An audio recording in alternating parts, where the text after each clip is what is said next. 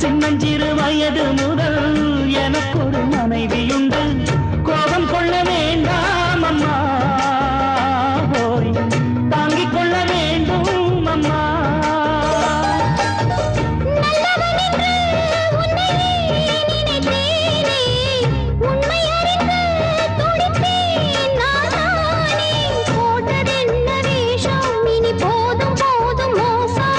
நான் சொன்ன சம்சாரம் எந்தன் சங்கீதம், இதை கண்டு கொள்ள முடியாமல் ஆர்ப்பாட்டமா?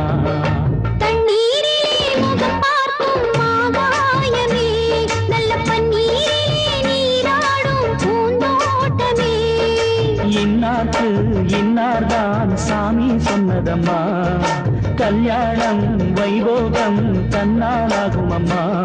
இனி உன்னை விட்டு நான் வாழ ஆகாதம்மா.